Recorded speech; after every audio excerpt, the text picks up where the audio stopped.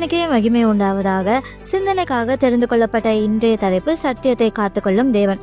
Promise டே ஆன இன்னைக்கு தேவன் நம்முடைய சத்தியத்தை எப்படி காத்து கொண்டிருக்கிறாருன்னு தியானிக்க போறோம்.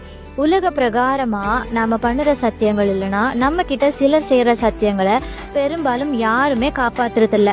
இப்போ வரைக்கும் சில பேர் செஞ்ச ப்ராமிஸ் நம்மளுடைய நினைவுல இருந்தாலும் அந்த ப்ராமிஸை செஞ்ச நபர்கள் நம்ம கூட இருக்கிறது இல்ல. அப்படியே இருந்தாலும் அவங்க செஞ்ச ப்ராமிஸ் அவங்க நினைவுல இருக்கிறது இல்ல. ஆனா 2 தீமோத்தேயு 1:12 கர்த்தர் தம்முடைய சத்தியத்தை காத்துக்கொள்ள வல்லவராய் இருக்கிறார்னு பவுல் கான்ஃபிடண்டா சொல்றாரு. ஏன் இவ்வளோ கான்ஃபிடென்ட்டாக சொல்கிறாருன்னா, தான் விசுவாசிக்கும் தேவன் இன்னார் என்பதையும், வாக்கு பண்ணிட்டு அது மறந்து போக அவர் அநீதி உள்ளவர் அல்ல என்பதையும், தம்மை அழைத்தவர் உண்மை உள்ளவர் என்பதையும் அவர் விசுவாசிச்சதால தான் அவ்வளோ கான்ஃபிடன்ஸ். ஒருவேளை இதை கேட்குற உங்களுக்கும் கர்த்தர் வாக்கு பண்ணினாரா? நிச்சயமாய் செய்வார். வாக்கு பண்ணினவர் உண்மை உள்ள தேவன், என்னைக்குமே வாக்கு மாற மாட்டார். ஆமேன்.